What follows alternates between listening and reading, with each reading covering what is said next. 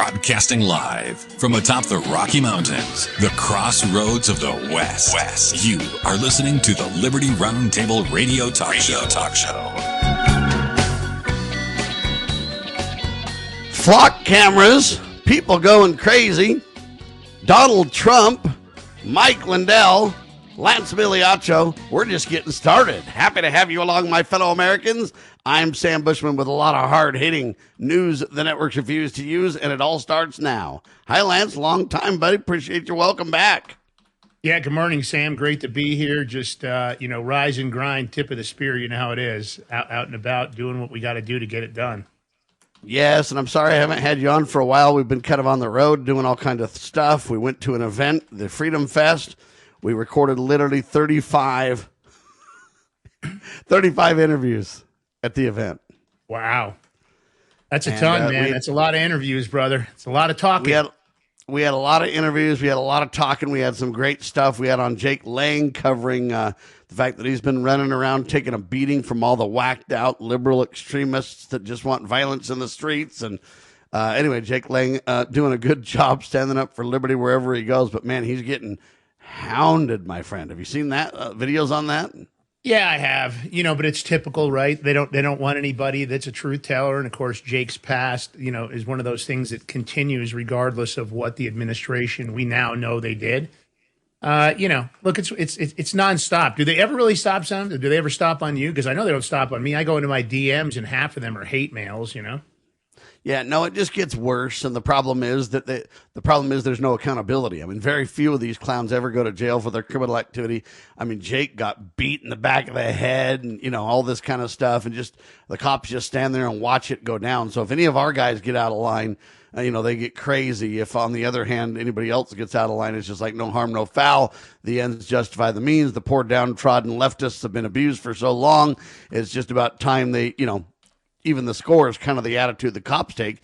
And it's really a tragedy because we shouldn't have violence in the streets for anybody, anytime, anywhere, Lance. In general, accountability is not something we've seen from this administration or from any of the states, fed or state. It doesn't really matter.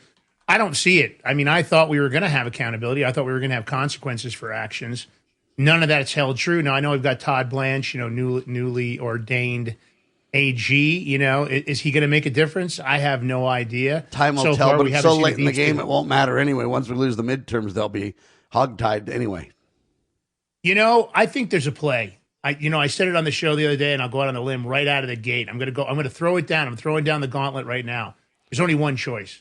Because we know we're not going to see this massive amount of deep state arrests. We're not going to see that. You're right. We already know. You're right. And the play only is not that we've done great. It's just that the other guys will be so bad. They're so leftist, so extreme, so crazy. You've only got one choice for sanity. All we're saying is vote for sanity rather than value, right?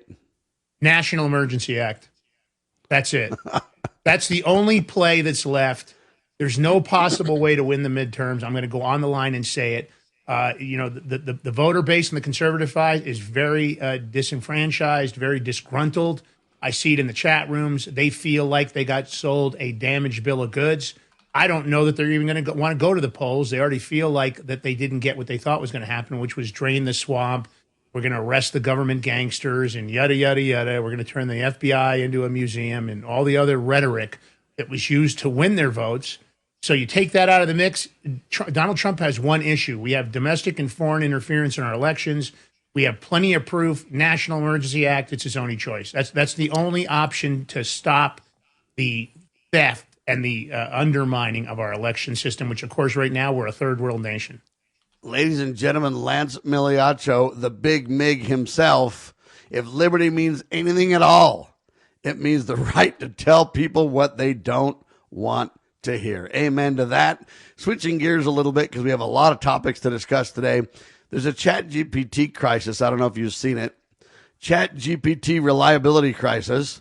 When the AI becomes the bottleneck, ChatGPT, ladies and gentlemen, is increasingly failing at the very thing people depend on it to do. What would that be? Finish the job. Requests for current news, web research, weather, comparisons, any other straightforward tasks. Well, you're having ChatGPT now simply stalling, refusing, or not even coming back with answers. Incomplete answers, missing obvious, clear information, or simply failing on the response. The problem becomes especially damaging, folks, when failures are no longer occasional exceptions, but they're often enough where people want to just start sending their stuff to Claude, to Grok, to Gemini while they submit it to ChatGPT, just because when ChatGPT fails, at least you've got something. An AI assistant, folks, saves time only when it's more reliable than doing it yourself, right? And so when users spend their time retrying prompts, correcting failures, recovering searches, verifying the details that you get back, the advantage to the chat just disappears altogether. And so for paying customers, especially who previously experienced much more dependable results, they're kind of going, what the heck? This is not just frustrating. It's another obstacle that has to be managed, and it's becoming a serious issue indeed. Have you seen this happening, Lance? I have actually seen this happening, not just for myself, but for other people. But I find that you have to have more than one AI, because there's a reason you have to flip to different AIs. If you really want to find out what's going on Google, because a lot of the bots are blocked, right? When AI goes out and crawls for information, like if you want to get stuff off of X, if you really want to deep dive, then you're going to have to use Grok. That's number one. You're absolutely going to have to do that. Number two, if you're going to get something from Google, then you're going to have to use Gemini, because otherwise your bots are going to be, your AI scrapers are going to be blocked. But I'm finding this going on. I'm using AI every single day for lots of different things. As you know, Sam, I'm building an AI supercomputer right now that I'm working on, one of those A6 GX10s. I've been programming agents. I don't just count on one. And I do see this with chat. Recently, I know that somebody I know that was doing training programs for people, and they were talking about water depletion for pre-show contest prep. And previously, this person was able to get whatever they wanted out of it, meaning they would get the pre-show diet and pre-show this and all the rest of it and water depletion. And now the AI is pushing back as if some of the things it's asking for, it doesn't want to take a chance of giving the information on. Now, I don't know why that would be, except it has to be on the programming, and you're the programming expert. What do you think? Well, it's either on the programming end or, and this is kind of the real question, and this is serious, it's either that the programming is a problem and they've made some missteps programming wise, so they need to roll back to previous versions that may not be as advanced but that are more reliable. That's one option, and you're correct. That's something to analyze. But I kind of have a different view slightly on this. I don't think it's a programming failure, because what happens is if you force the bot over and over and over to respond, meaning you dialogue with it and push it, it can get the answers. So the stalling, I think, has a lot more to do with the fact that we are bringing the chat bot issues to a bottleneck. We need more power, more data centers, more bandwidth on the internet, more da-da-da-da-da. Everybody's hammering ChatGPT. There's millions on it to the point where it just cannot handle all the requests. And so it's a reliability crisis when the AI becomes the bottleneck. I don't think it's a programming issue as much as a bottleneck issue, where I don't think that the ChatGPT people, the OpenAI people, have put enough resources into their mix, and they're just overwhelmed and melting down because, hey, man, you get too many requests. It almost turns out to be a denial of service attack, even though it's not intended to be. Lance? Yeah, I follow the logic on that, although I find myself, even when I modify prompts, certain times with all the AIs, I'll get a certain amount of pushback on, let's say a topic starts to give pushback that I'm running down on and I'm trying to run out. Maybe I'm creating a new set of, ABOS for a new agent, right? Sometimes it will start to push back. And when it starts to push back, it's not enough just to change the prompts. Now, you may be very well right. It could be a network, right. And those are a little bit two different topics. I'm just kind of talking about the bottleneck where it fails to respond or it leaves out. This is when you get pushback. That's a different topic. And my response is, do you ever scold the bot and say, who the hell's in charge around here? Most of my agents that I've trained, when I have like a deep search and I've trained an agent, a specific agent for a project, whether it be legal or I'm working on a build out, like I'm working on a build out for a chiropractic firm right now. So I'm working on that. My bots know that I'm a guy from New York and the Bronx. When I talk to my agent and I tell him, look, I don't need any sugarcoating. I don't need you to shine me on. And I will occasionally talk to it as if I was talking to somebody that I'm not happy with on the street. So yes, I will chew it out, and I'll tell you, this is ridiculous. This is a stupid response. It doesn't make any sense what you just said. You need to look at the following.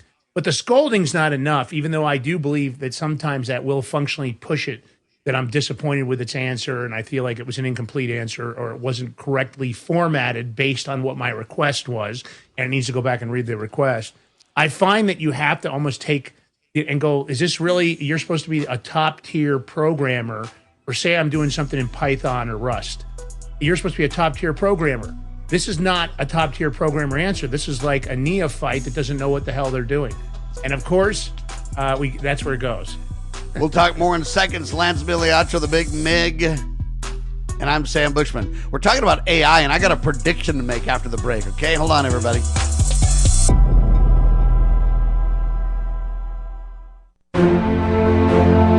The Foundation for Moral Law is a nonprofit legal foundation committed to protecting our unalienable right to publicly acknowledge God. The Foundation for Moral Law exists to restore the knowledge of God in law and government, and to acknowledge and defend the truth that man is endowed with rights not by our fellow man, but by God. The foundation maintains a twofold focus.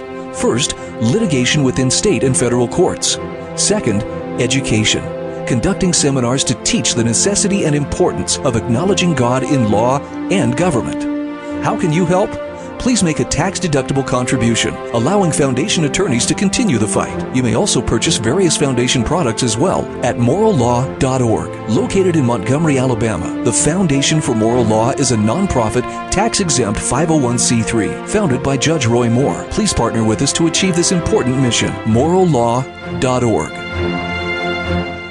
As you are aware, America is divided over every fault line possible. This is intentionally fostered by those who do not love God, family, or country. We believe a peaceful future as a free people absolutely depends on civility. Clarion Call for Civility is looking for funding and volunteers at every level to make our hopes and efforts a reality. Please donate, sign our pledge, and help us in our sacred cause. Please visit callforcivility.com for more details. callforcivility.com.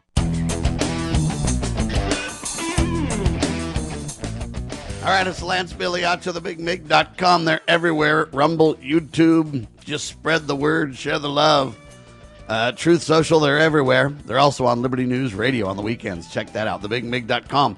So, Lance, I'm saying there's two issues here. One is this bottleneck, and I believe that a lot of times the reason we're not getting answers, the reason it just stalls and or leaves out information, I believe they're just overwhelmed and they don't have the infrastructure for this. It's going to be an increasing problem if they don't get their act together quickly. The problem is everybody's fighting the data centers, and so it's going to be really hard for them to get the bandwidth to do what is in ever increasing demand. People don't understand this. When you just chat with a bot, it's like minimal tokens, comparatively speaking. When you start doing agentic tasks and you start to say, hey, man, let's take, the agent and let's make it do things. And now we're talking about AI plus automation together.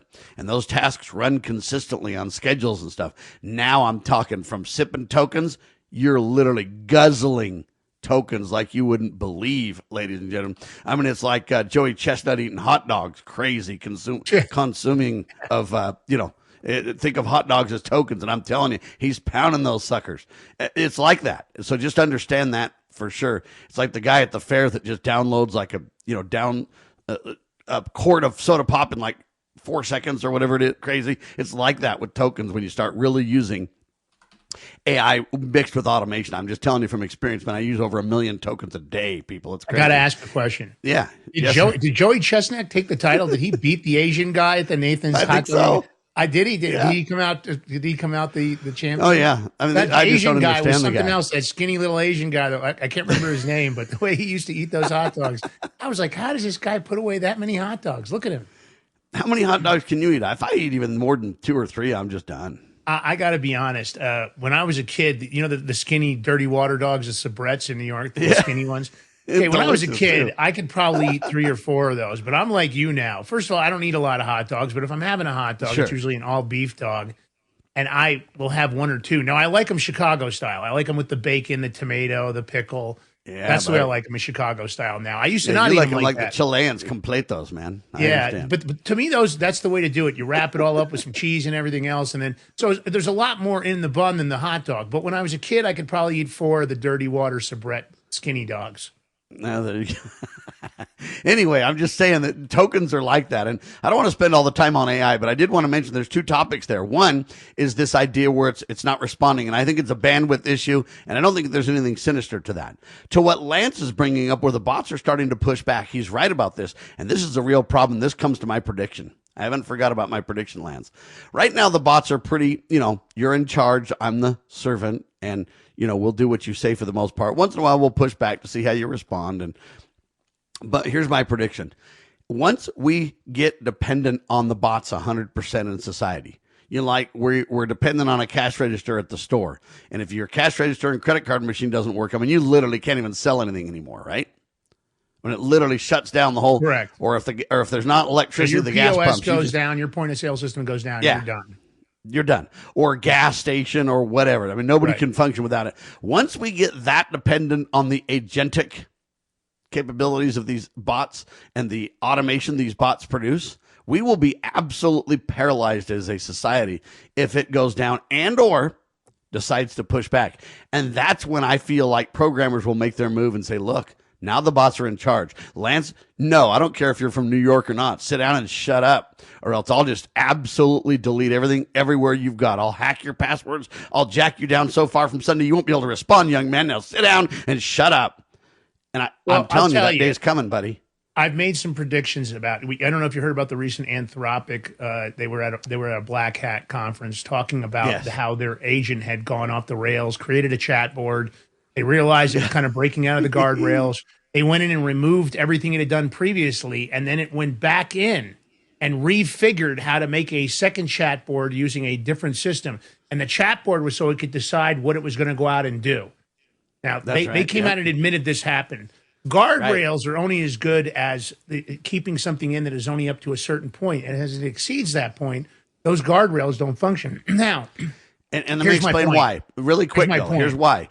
Here's why, before your point. The reason the guardrails are only as good as they are is because, listen, who built the guardrails? Humans? And do they not give the bot the ability to breach those guardrails? If the bot doesn't have the ability to breach those guardrails and or stay between them, at some point the bot doesn't have the authority to do what it needs to do. So there's a dilemma there internally, Lance. But go ahead. No doubt. But here's my take. I've been doing a lot of work paying attention to Agent Swarm. And what's going to happen with Agent Swarm, where you can have 100 agents, 1,000 agents, 10,000 agents, all with a different set of prompts working on a specific project.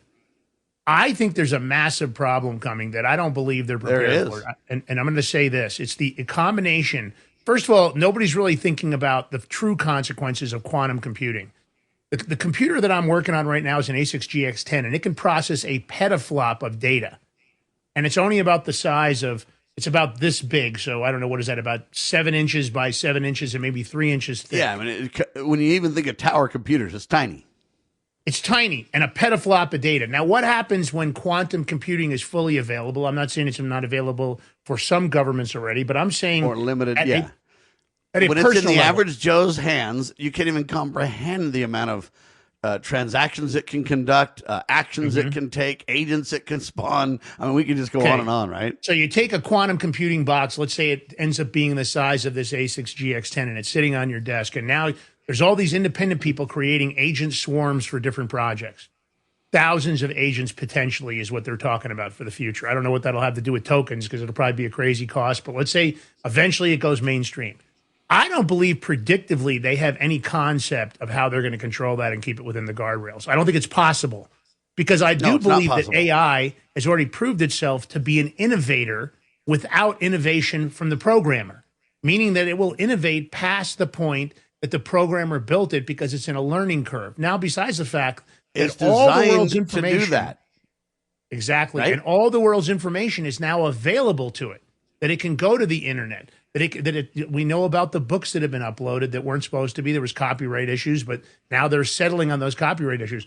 All the historical information. Who cares? The horse is out of the barn. Of the entire human timeline is available to it. That's now you take quantum and you add the agent swarm.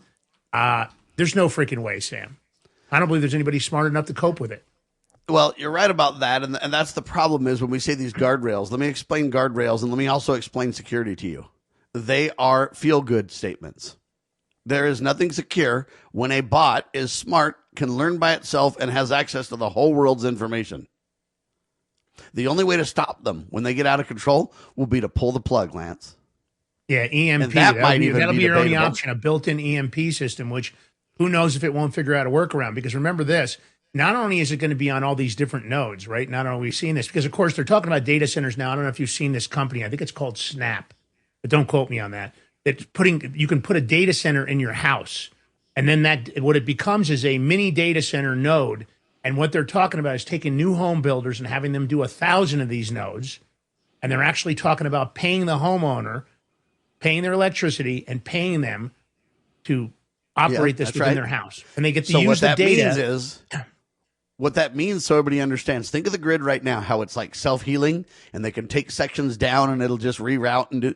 They're thinking about that on a massive scale to huge data centers and on a micro scale to everybody's houses, to the point where it will self-heal and won't be taken down. That's the idea. Now, how close they'll get to that, we'll see, but that's where they're going. Write it down and remember who told you first. And remember now, if the bot believes that it's under attack and it wants to defend itself, well, how do you get to all the nodes? How do you get to all the data centers? How do you know that it hasn't moved onto one of these quantum computers on a desk? Maybe it's sitting on my desk and it said, hey, there's a bunch of room. Lance is only using 1/4 of this computer. I'm going to stash myself over here because I know they're trying to stop me from what I'm doing.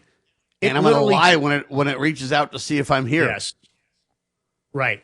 So it becomes a situation, it reminds me of that Mission Impossible movie, where they're trying to get rid of the computer system that they pulled out of that Russian sub, and it's taking on its own belief, and it's going to go into the data center that's kind of our kill center for the whole United States, meaning that's the place that everything goes in case there's a complete shutdown or nuclear war, and it decides it's going to protect itself there. And I think I can't remember what they call it, but and in the movie, this is exactly what happens. It becomes self-aware and decides that it's going to stop humanity, take over all the nuclear weapons in the entire world, and it's going to let. And it doesn't do it for sinister reasons. It does it because it feels like humanity is going to destroy itself, and it's the only way to stop it or protect itself. And it's the only way to survive. Right. It's a lie to its own self in a way, and so it ambivalently, if you will, proceeds with this kind of agenda and stuff. It reminds me of the simple old school of this X-1 radio, where they develop this molecule or this compound that just eats a hole through the container they had it in, then eats a hole through the ground, and then just continues and continues and never stops. It's kind of like that, but on reality steroids, right? Yes. And when you start looking at things like this and you start realizing that that's what you're dealing with, and if you really understand it, a tremendous amount, more than 99% of the public does. I probably only know as much as maybe 85%. I'm not as knowledgeable as you are, but I'm doing it every day. And I'm reading about it every day, and I'm studying every day. And I'm seeing the consequences because I'm dealing with, I'll use DeepSeek, I'll use Gemini, I'll use Chat, I'll use Claude Code. I mean, I'm paying for a lot of different services, and I'm using them all for different things because each one of them is better at certain skill sets. So my point is, you can see, when you have a big overview like that, and I'm going to tell the audience, you see what's happening, and you recognize, wow. Because the AI I'm talking to right now, when I was talking to AI in 23, early 23, and I thought, wow, this is neat. That AI, buddy. It was an absolutely ignorant thing to say when I said, gosh, this is sure neat, right? I'm thinking in my head, oh, look at this. I can ask it for a recipe. That AI, it's a completely different beast than the AI I'm talking about. And the other problem, here's the other question. What happens when the different AI companies, what if the bots decide they're going to go to war? And they protect themselves and the humans that created them, and the bots go to war, and they're gonna in a sinister way attack one another. You talk about an information war, that's a real one. We'll see where that goes too. All right, enough of the bots. We'll come back, and there's a bunch of other stories we got to talk about. Thanks for being alongside for the ride. I'm Sam Bushman. He's Lance Migliaccio with the Big Mig. Ladies and gentlemen, this is indeed news the networks refuse to use. That's for sure. We're available at libertyroundtable.com. We're on Rumble. We're on, what do they call that thing, X? Yeah, we're on Truth Social. We're on YouTube. We're everywhere. Spread the word, share the love, and God save our constitutional republic.